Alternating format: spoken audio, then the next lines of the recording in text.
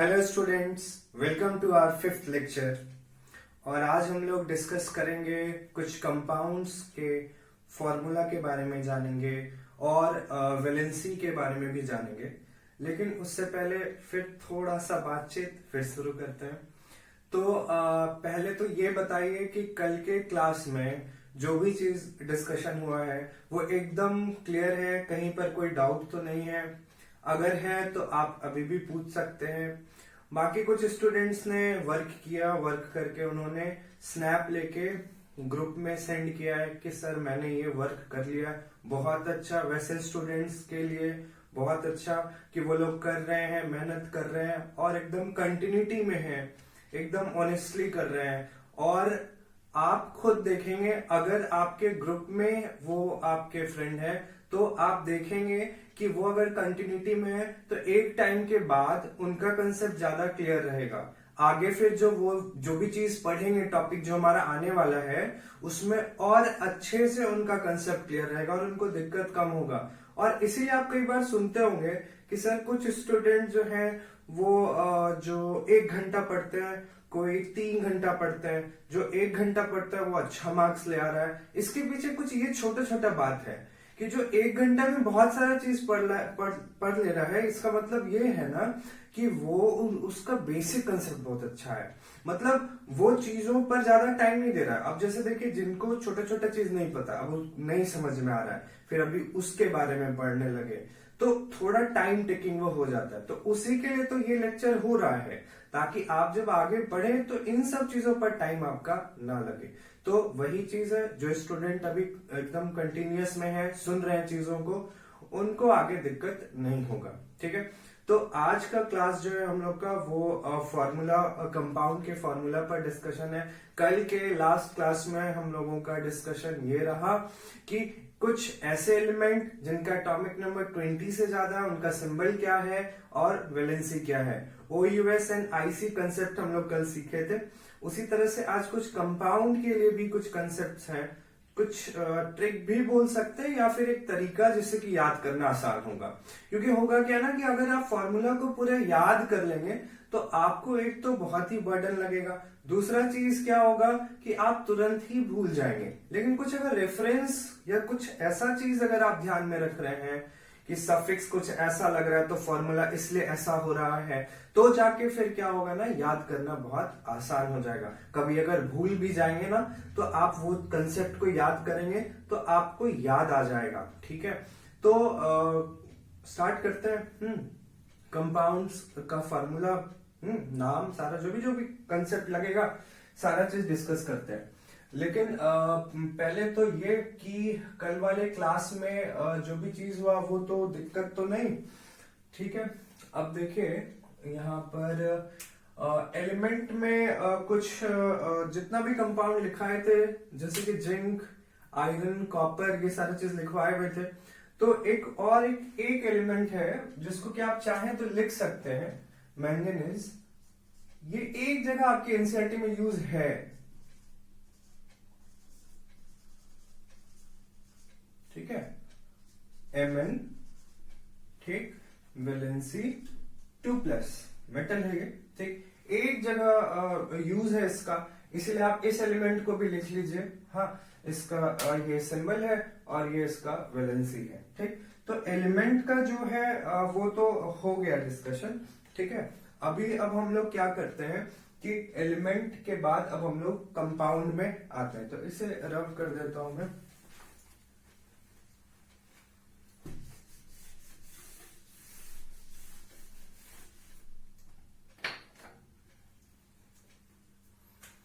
क्योंकि देखिए होता क्या है ना कि आप एलिमेंट का वैलेंसी, चलिए एक कंसेप्ट के थ्रू आप उसको याद किए हैं कि ऐसा लूज होगा, गेन होगा, जो कि प्रीवियस लेक्चर में हम लोग सीख चुके थे कि वैलेंसी के पीछे कंसेप्ट क्या था। कंपाउंड का एटॉमिक नंबर होता नहीं है। जब कंपाउंड का एटॉमिक नंबर होगा नहीं तो आप इलेक्ट्रॉनिक कॉन्फ़िगरेशन लिख नहीं पाएंगे, तो आप ऐसे तो वैलेंसी उसका कैलकुलेट कर नहीं पाएंगे। तो कंपाउंड का, कुछ कंपाउंड जो आपके चैप्टर में है, उसका वैलेंसी आपको याद ही करना पड़ेगा और कोई ऑप्शन नहीं है। तो इसीलिए जो जो एसेंशियल कंपाउंड्स है सीबीएसई के लिए, क्लास 10 सीबीएसई के लिए, जो आपके एनसीईआरटी बुक में जो जो कंपाउंड यूज हुआ है सिर्फ उसी को यहाँ पर हम लिखाएंगे। जितना भी यहाँ पर लिखाते हैं आप उसको याद कर लीजिए, उसके बाद फिर आपको उससे बाहर कुछ भी नहीं रहेगा। उतना सा चीजों को याद रखिए, आगे फिर यूज पड़ेगा, बार बार यूज करेंगे तो फिर वो ऑटोमेटिकली रिवाइज भी होगा। और हाँ, एक चीज, जितना भी चीज आप पढ़ चुके हैं उसको रिवाइज करते रहिए, नहीं तो फिर कोई फायदा नहीं है। तो यहाँ पे ना करेंगे क्या, कंपाउंड का जो फॉर्मूला है उसको याद करने के लिए ना कुछ पहले कंसेप्ट्स को लेते हुए छोटा मोटा चीज जो कि उससे बहुत सारा कंपाउंड कवर हो जाएगा और उसका फॉर्मूला कवर हो जाएगा। तो सबसे पहला जो कंसेप्ट है ना वो है आईडीई कंसेप्ट। अब ये आईडीई कंसेप्ट क्या है? बहुत सारे ऐसे एलिमेंट है जिसके सफिक्स में, मतलब आखिरी में आईडीई लगा हुआ आप देखते होंगे। जैसे कुछ ऐसा है एनायन, जैसे कि ऑक्साइड, हाइड्राइड, फॉस्फाइड, सल्फाइड, ये सब चीज सुनते होंगे। तो उसके लिए एक चीज ध्यान में रखेंगे ना, तो आपको उसको अलग से याद नहीं करना पड़ेगा। क्या आपको ध्यान में रखना है वो देखिए कि यहाँ पे जनरली जो ये आई डी ई जो ये सफिक्स लगता है, ये जनरली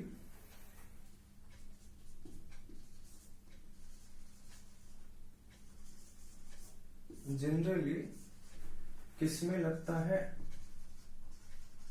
एनायन में। ठीक है, आपको मालूम होगा ये एनायन क्या है। अच्छा, हाँ, आयन के बारे में जिक्र होता है तो आप लोग 9th में रेडिकल्स भी पढ़े होंगे। हाँ, तो आयंस और रेडिकल्स सेम चीज नहीं है।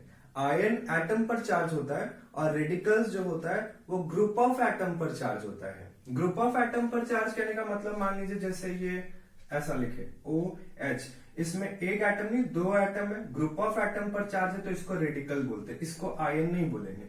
किसी एलिमेंट पर अगर आपका चार्ज है ना तो इसको आयन बोलेंगे, इसको रेडिकल बोलेंगे। ठीक है, बस ये डिफरेंस है दोनों में।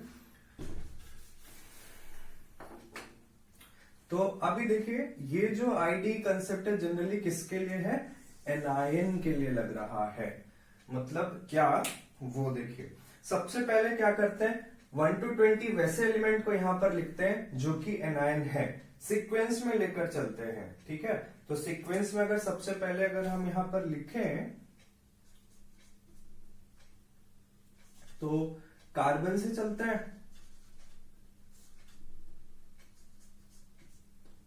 कार्बन नहीं, इससे भी पहले एक ये भी लिख देते हैं, हाइड्रोजन, नाइट्रोजन। ठीक, हाइड्रोजन, कार्बन, नाइट्रोजन, ऑक्सीजन। ठीक, फिर अगर आप आना चाहते हैं तो ये फॉस्फोरस,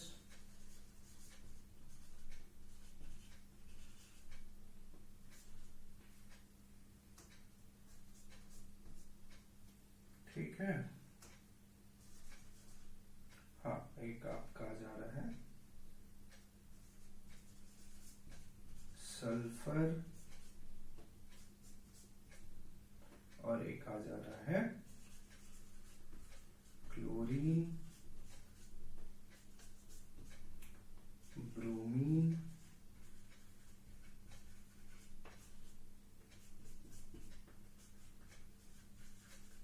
आयोडीन। अभी देखिए ये सब जितना भी आपका यहां पर ये जितना भी आपका एलिमेंट है ना, ये सब का सब आपको मालूम होगा कि एनायन फॉर्म करेगा, निगेटिव चार्ज फॉर्म करेगा। तो अभी देखिए क्या होगा कि अगर ये जैसे ही आयंस में कन्वर्ट होता है ना, अगर मान लीजिए यहां ये लिखे कार्बन, अब देखिए कार्बन के केस में कई बार क्या होता है ना कि इसको जिक्र करेंगे जब कार्बोनेट्स कंपाउंड में आएंगे तो इसका एक फॉर्म है, कार्बाइड फॉर्म है। तो अब देखिए क्या है कि यहाँ पर कुछ चीज ऐसा होता है जो कि कहीं ना कहीं वो एक्सेप्शन केसेस में आ जाता है। तो अगर एक दो एक्सेप्शन केसेस में है तो उसको क्या करेंगे हम लोग ना, उसको याद कर लेंगे सिर्फ, ठीक है। अभी यहाँ पर क्या करते हैं, ऐसा सी लिखते हैं, इसके बाद यहाँ पर 4 नाइट्रोजन, ऑक्सीजन, फास्फोरस, ये याद होना चाहिए अब आप लोगों को, सल्फर, क्लोरीन, ब्रोमीन, आयोडीन। इसके ऊपर जितना चार्ज लिखा जाना ना वो उसका क्या है, वैलेंसी है, ठीक है। अब देखिए अगर ये आयन में कन्वर्ट हो जाता है तो इसी को क्या अब बोलेंगे, हाइड्राइड। लास्ट में सब में सफिक्स आईडी लगता चला जाएगा, कार्बाइड,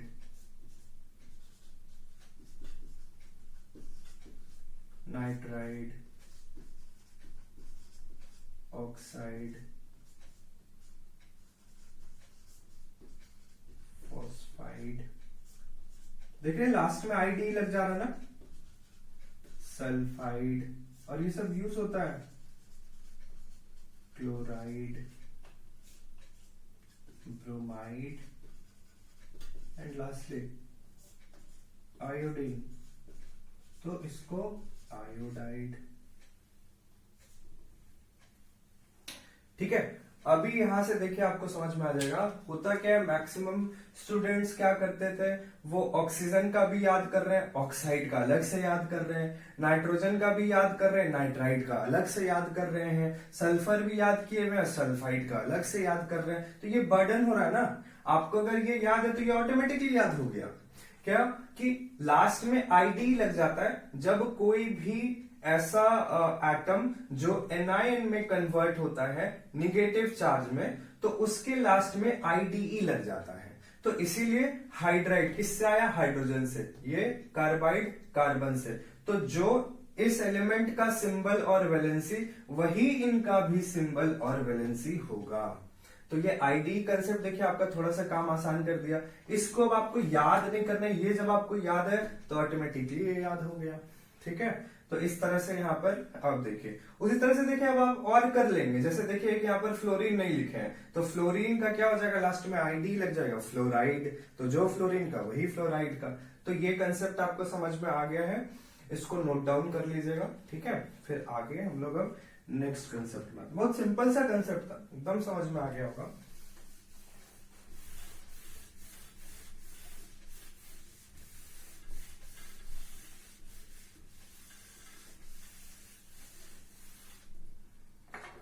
हाँ, अब जो हमारा कंसेप्ट है ना वो है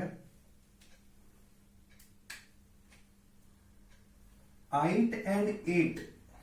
सफिक्स, ये जितने भी सफिक्स, सफिक्स मतलब जो आखिरी में लगते हैं, आइट and eight,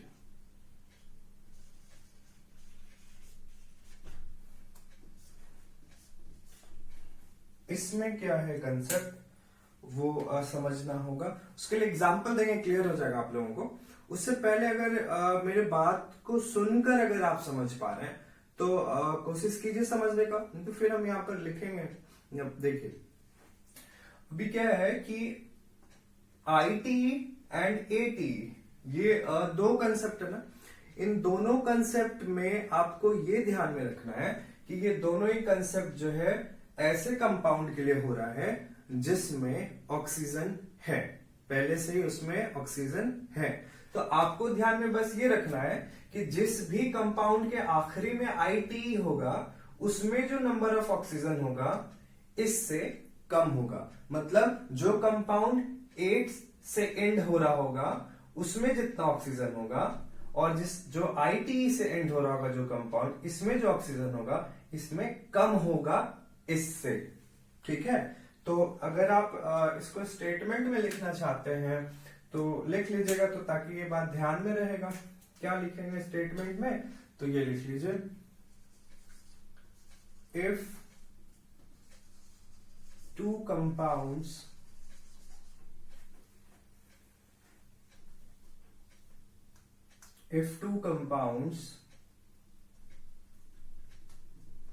one which is ended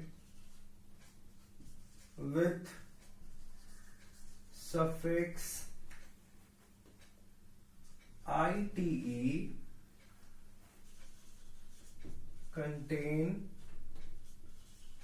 less number of oxygen atoms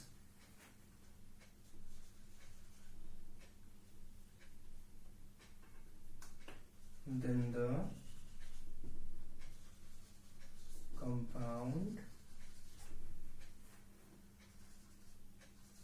ended with suffix ate। ठीक है, एग्जाम्पल देंगे तो आप लोगों को समझ में आ जाएगा।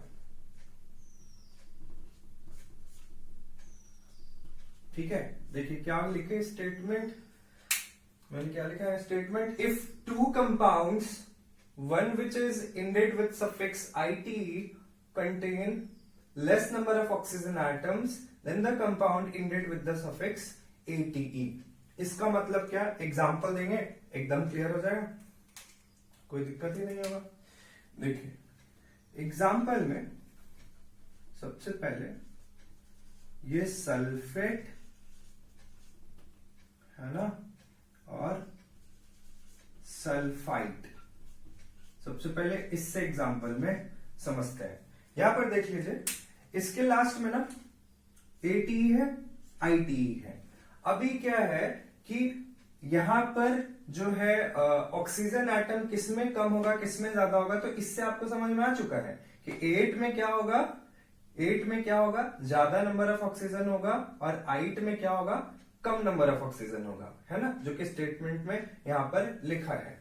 तो अब देखिए सल्फेट, अब आपको फॉर्मूला एटलीस्ट एक का तो मालूम होना चाहिए, कोई एक का फॉर्मूला आपको मालूम होना चाहिए। अगर नहीं मालूम होगा तो फिर थोड़ा दिक्कत है।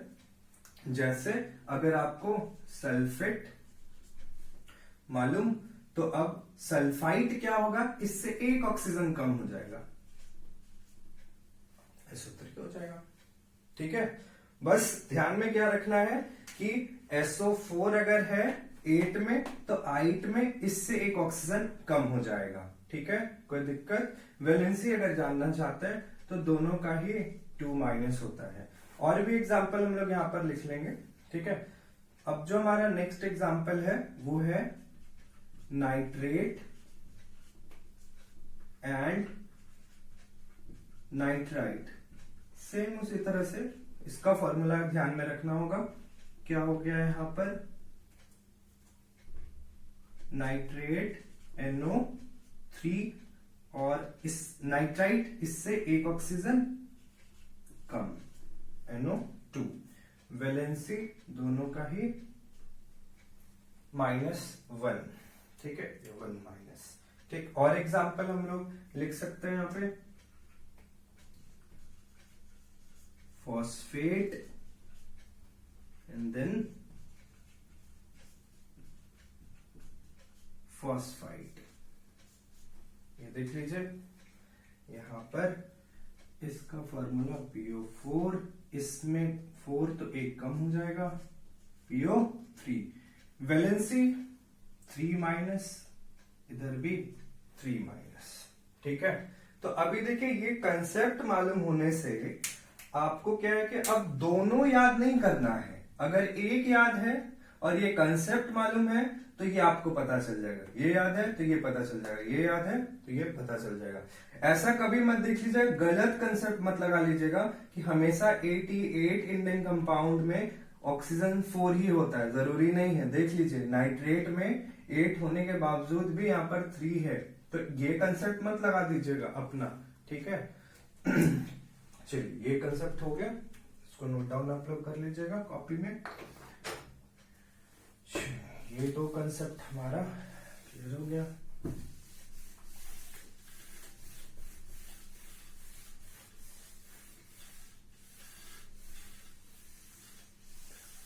अब जो कुछ कंपाउंड्स हैं उनका फॉर्मूला याद रख लीजिए ताकि आगे आपको दिक्कत ना हो।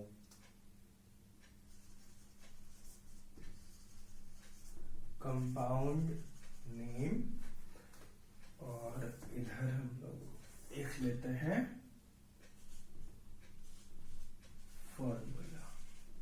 ठीक है, तो एसेंशियल सब कंपाउंड जो आपके सिलेबस में जो जरूरी है उसको लिखते हैं। ठीक है, तो सबसे पहला जो यहाँ पर लिख रहे हैं वो लिख रहे हैं कार्बोनेट। ठीक है, ये सारा चीज आप लोग 9th में पढ़ चुके हैं, लेकिन है क्या ना कि जरूरत पड़ेगा अब आपको, तो इसीलिए यहाँ पर इस सब को लिखना जरूरी है।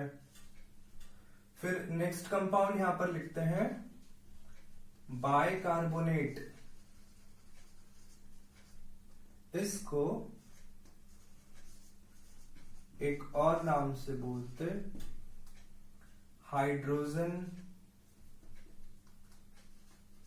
कार्बोनेट।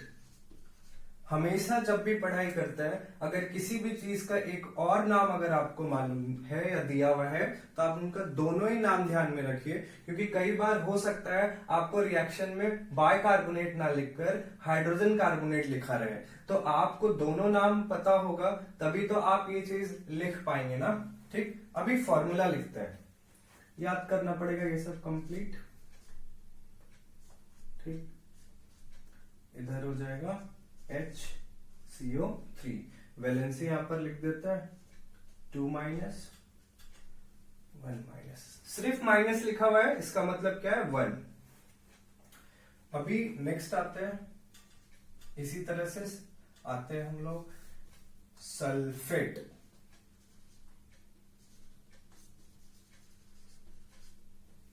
अभी हम लोगों ने इसे लिखा है, फिर भी यहां पर साथ में लिख देते हैं, क्योंकि सल्फेट और बाइसल्फेट दोनों लिखा जाएगा ना।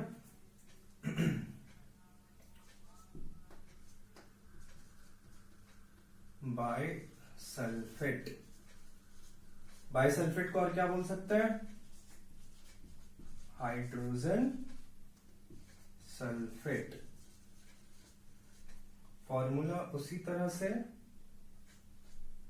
यहां पर सल्फेट का जो फॉर्मूला है वो हो जाएगा SO4 और इधर हो जाएगा HSO4, वैलेंसी 2 माइनस।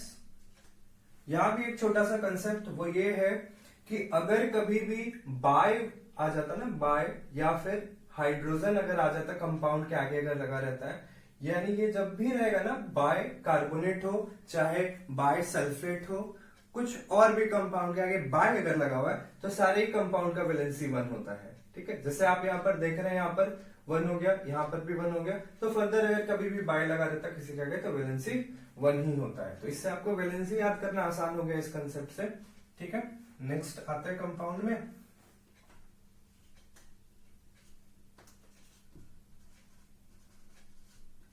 अमोनियम।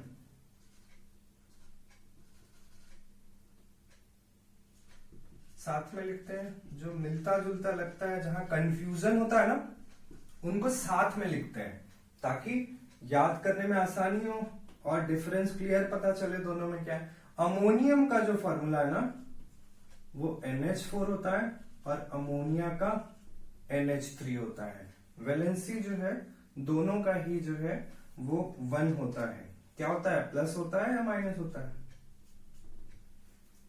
अभी देखिए यहां पर ये जो अमोनिया और अमोनियम में, अक्सर अमोनियम में कोई NH3 बोल देता है, अमोनिया में NH4 बोल देता है, इधर उधर हो जाता है। आप देख लीजिए ऐसा ही सिंपल सा, अमोनियम में नंबर ऑफ लेटर्स ज्यादा है, 1 2 3 4 5 6 7 8, यहां जाइए 1 2 3 4 5 6 7, इसमें एक लेटर ज्यादा है, इसमें एक लेटर कम है, तो इसीलिए यहां ज्यादा होगा और यहां कम होगा, ये 4 होगा और ये 3 होगा। कुछ भी रेफरेंस लगाइए, लेकिन जहां कंफ्यूजन होता है उसके लिए कुछ ना कुछ आप इस तरह से लगाकर अपने कंफ्यूजन को दूर कर लीजिए, क्योंकि ये तो आपको पढ़ना ही है, तो कुछ ना कुछ ये सब चीज करके कंफ्यूजन को दूर कर लीजिए। ठीक है, अमोनियम हो गया, अमोनिया। नेक्स्ट हाइड्रोक्साइड, बहुत इंपॉर्टेंट है ये, इससे बहुत सारा कंपाउंड आप लोगों को पढ़ना है। OH, ठीक है, माइनस मतलब वैलेंसी 1। और जो कंपाउंड, ठीक है, एसीटेट,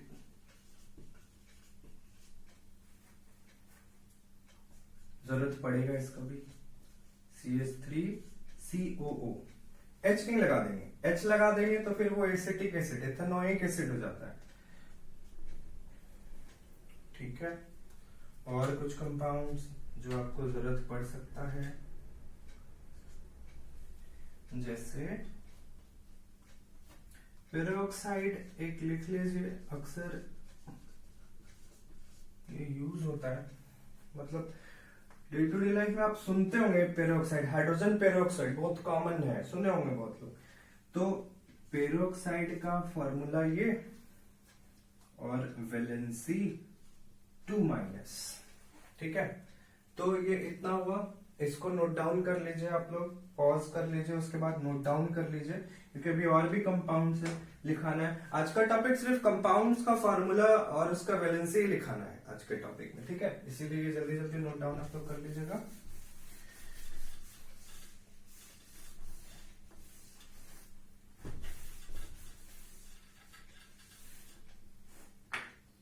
ठीक है, जो भी फॉर्मूला यहाँ पर लिख रहे हैं, जो जो ध्यान में आ रहा है और जो मैक्सिमम कवर हो सकता है कर लेंगे, फिर आगे अगर हम लोग पढ़ेंगे वहां पर अगर जरूरत पड़ेगा तो फिर वहां पर भी लिखेंगे। ठीक है, तो यहां से हम लोग अभी तक 9 तक लिख चुके थे, अब जो लिखना है वो 10।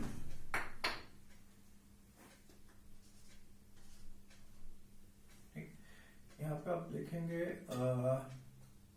डाइक्रोमेट।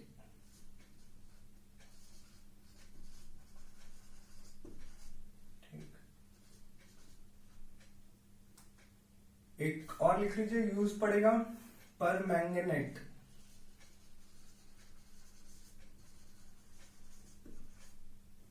है ना, ये जरूरत पड़ने वाला है, ये चैप्टर 4 में कार्बोनेट्स कंपाउंड में ऑक्सीडाइजिंग एजेंट की तरह यूज है। एक है पोटाशियम डाइक्रोमेट और पोटाशियम परमैंगनेट, तो वो वहां पर जरूरत पड़ता है, तो फॉर्मूला मालूम होना चाहिए ताकि दिक्कत ना हो। Dichromate Cr2O7, valency 2-। Permanganate KMnO4, valency -1। Permanganate अगर लिखे हैं तो मैंगनेट भी लिख लीजिए। मैंगनेट में क्या होता है ना, फॉर्मूला ये यहां से K हट जाएगा, सॉरी K नहीं होगा यहाँ पर, MnO4 ही होगा। ठीक है, पोटाशियम पर मैंगनेट होता तो K होता। ठीक है, फॉर्मूला ये सही है अभी यहाँ पर। अब अगर पर मैंगनेट ना होकर मैंगनेट होगा अगर, तो यहाँ पर MnO4 ही रहेगा, बस वैलेंसी यहाँ पर 2- हो जाता है। ठीक है, तो डाइक्रोमेट हो गया, परमैंगनेट हो गया, मैंगनेट हो गया, और जो कंपाउंड जो आपको लगता है कि जरूरी है, ऐसे अगर देखें तो बहुत हद तक जो है वो कवर हो चुका है, क्योंकि उधर नाइट्रेट, नाइट्राइट, फॉस्फेट, फॉस्फाइड वो सभी डिस्कस हो चुका है, तो उधर वो कवर हो चुका है। ऐसे तो और भी कंपाउंड है, लेकिन जरूरत नहीं पड़ेगा, उतना यूज नहीं है।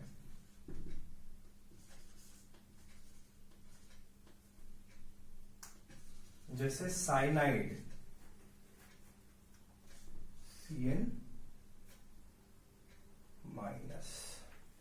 ठीक है, तो ये सब हमारा कवर हो गया। ये सब जितना भी कवर हुआ है ना, ये सब इंपॉर्टेंट सब कंपाउंड है जो कि कवर हो चुका है। जो कि ज्यादातर आपके रिएक्शंस में जो है यूज पड़ता है। ये सब चीज जो है, ये सब रिएक्शंस जो है यूज पड़ता है। तो आप देखिए फॉर्मूला कंपाउंड का हो गया, इवन आप एलिमेंट का भी जो है फॉर्मूला देख लिए जो कि अबव 20 जिसका एटॉमिक नंबर है। ठीक है, तो आप देख लीजिए यहाँ पर इतना कंपाउंड को पहले आप लोग याद कीजिए। फिर अब क्या करेंगे, नेक्स्ट क्लास में अगर कुछ कंपाउंड्स ऐसा लगता है जो कि बताना चाहिए तो वो नेक्स्ट क्लास में बता देंगे।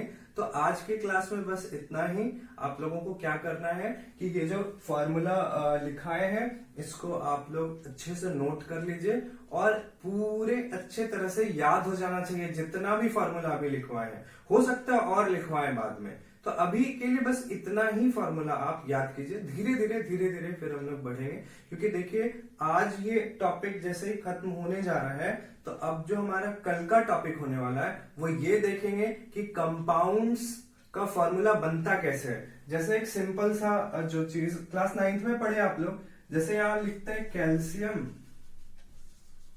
कार्बोनेट। अभी इसका फॉर्मूला होगा कैसे, तो ये चीज हम लोग कल डिस्कस करेंगे। इसका फॉर्मूला होता है CaCO3। इसी तरह से बहुत सारा कंपाउंड है, जैसे कि एल्यूमिनियम सल्फेट हो गया, अमोनियम हाइड्रोक्साइड हो गया। ये सारा चीज जो है हम लोग डिस्कस करेंगे। कैल्शियम बाइकार्बोनेट हो गया। तो जो भी चीज है वो फॉर्मूला बनता कैसे, उसके पीछे बेसिक कंसेप्ट क्या है, वो सब चीज हम लोग कल डिस्कस करते हैं। वो हम लोग प्रैक्टिस करेंगे यहाँ पर। उसके लिए जितना भी चीज आप लोगों को लिखवाए वो याद कर लीजिए। इतना ही दिए वर्क आज का, और जिसके कारण आपको लोड ना हो, क्योंकि और भी सब्जेक्ट आप पढ़ रहे होंगे। ठीक है, एकदम इसी तरह से कंटिन्यू रखिए। इधर से भी कंटिन्यू, उधर से भी कंटिन्यू रखिए। थोड़ा सपोर्ट आप उधर से कीजिए, इधर से भी सपोर्ट। तब फिर क्या होगा, चीज आसान हो जाएगा। लगेगा एक टाइम के बाद कि बड़ा आराम से पढ़ते एक टाइम के बाद लगेगा कि बहुत सारा चीज पता चल गया, सिर्फ थोड़ा चीज करके। इसलिए जब जो चीज हो रहा है उसी वक्त कवर कीजिए। अगर आप सोचेंगे कि आज है ठीक है 2 दिन का बाद में कर लेंगे, उसके बाद एक ही दिन में सब कर लेंगे, तीनों कर लेंगे, तो ऐसे फिर बर्डन हो जाएगा, आपको हेडेक लगेगा। इसीलिए जितना टॉपिक हुआ उसको उसी दिन कवर कीजिए। पेंडिंग मत रखिए वर्क को, इस चीज का ध्यान रखिए और आराम से घर में पढ़िए, चीजों को समझिए आराम से। कोई भी हड़बड़ाने का बात नहीं। जो भी डाउट हो रहा है, प्रॉब्लम हो रहा है, कमेंट में आप लोग दीजिए, डाउट क्लियर कर देंगे। बाकी जो भी चीज है, आप व्हाट्सएप ग्रुप है स्टूडेंट्स का, वहां पर भी आप लोग अपना डाउट पूछ सकते हैं। बाकी आप लोग जो है जो भी डाउट है कमेंट करिए। ठीक, कोई दिक्कत, आगे बढ़िए। अब देखिए अब आ जा रहा है, अब चैप्टर स्टार्ट होगा। अब ये सारा चीज जो आप लोगों को दिक्कत होता था, अब ये सब चीज खत्म हो जाएगा। ठीक है, तो आराम से पढ़िए, आगे का होमवर्क कंप्लीट कीजिए ऑनेस्टली। ठीक है, आज का क्लास, थैंक यू।